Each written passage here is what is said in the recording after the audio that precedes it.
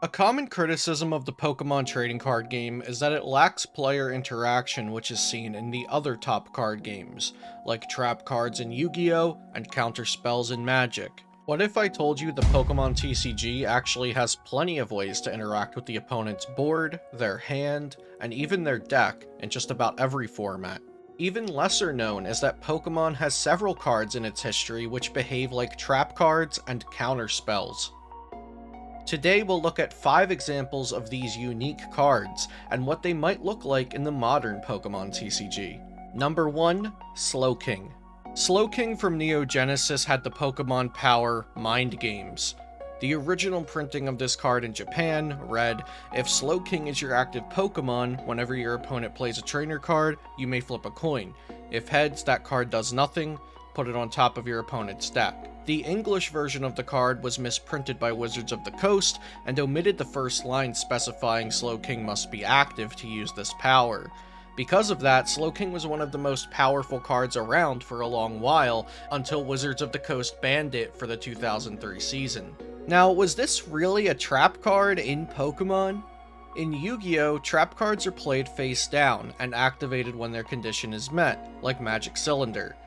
But there's also something called a continuous trap card, which permanently stays on the field until it's actively removed, like Curse of Darkness. I personally believe a card mechanic that's something like the latter, which is always observable to both players, is most suitable for the Pokemon trading card game.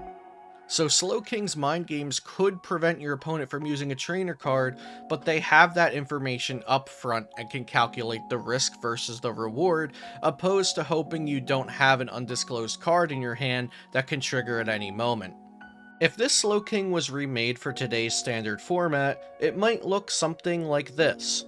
With Mind Games restricted to once per turn and only affecting item cards, this ability would be fair and playable. Since this iteration of Mind Games would be drastically worse than the original misprinted English version 2 decades ago, Slowking's attack is stronger to make up for that. Number 2. Alakazam. Alakazam from Mysterious Treasures has one of my favorite Poke Powers ever, Power Cancel. Once during your opponent's turn, when your opponent's Pokemon uses any Poke Power, you may discard 2 cards from your hand and prevent all effects of that Poke Power. This counts as that Pokemon using its Poke Power. I think this was the single best way the Pokemon TCG ever incorporated something that resembled a counterspell or trap card. Power Cancel being on the board forces interaction and more nuanced decision making from both players. Your opponent may reorder how they activate their Poke Powers, trying to bait out your Power Cancel on a potentially less important effect. Or they may not use Poke Powers at all if it's a one-time use like Uxi's setup that only triggers when it's played from your hand. Identifying what your opponent is trying to do this turn and which Poke Powers are most important becomes a crucial skill with something like this Alakazam on your bench. I've always hoped for more cards like this, maybe even on a stage 1 or basic Pokemon to make them more feasible to use. However, with Poke Powers and Poke Bodies being combined into one mechanic, abilities, back in 2011, it would be very messy to design something like Power Cancel that accounts for Poke Power and Poke Body, like effects, all under one name. I accepted the challenge and came up with this reimagination for Power Cancel. Once during your opponent's turn, when your opponent's Pokemon uses any ability, you may discard 2 cards from your hand and prevent all effects of that ability. That Pokemon cannot use an ability with the same name this turn. I put a lot of thought into the wording of this ability to account for all kinds of abilities, while also keeping Power Cancel from being broken. This could cancel a one-time use ability like Hawlucha's Flying Entry, or a continuous ability like Gardevoir EX's Psychic Embrace, which would be restricted for the rest of the turn. Number 3. Tyranitar. Tyranitar from Stormfront has the Pokebody Darkness Drive, which reads, after your opponent's Pokemon uses a Poke Power, you may search your discard pile for a basic Darkness Energy card and attach it to Tyranitar. This is a fairly simple effect that doesn't directly prevent your opponent from doing anything, but it adds ramifications to your opponent's actions. If the Tyranitar player has 4 basic darkness energies in their discard pile, the opponent may use their Poképowers sparingly, but they could use as many Poképowers as they want. It would just come at a price.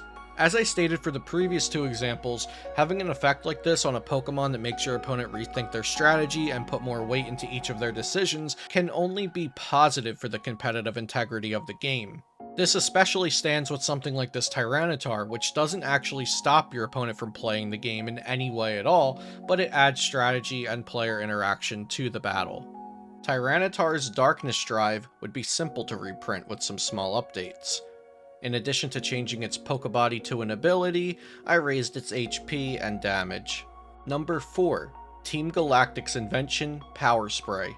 Power Spray is the most fitting card to compare to a Counterspell in Magic, and often comes up as an example of a time that Pokemon had instant speed effects.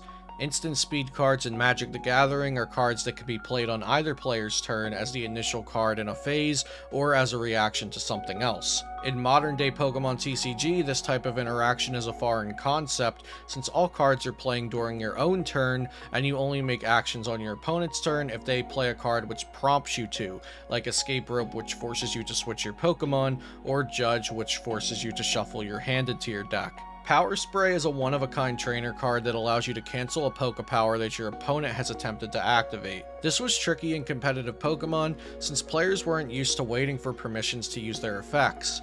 Playing a card like Uxie and using its setup Pokepower was one continuous motion, until Power Spray released in the Platinum base set, and it would become common courtesy to wait a few seconds for the opponent to either react with Power Spray or allow the effect to resolve.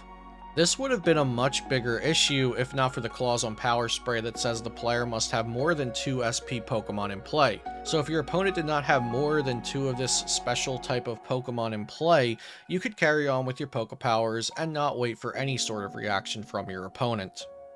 If I could remake Power Spray for modern day Pokemon TCG, I'd balance it around Rulebox Pokemon.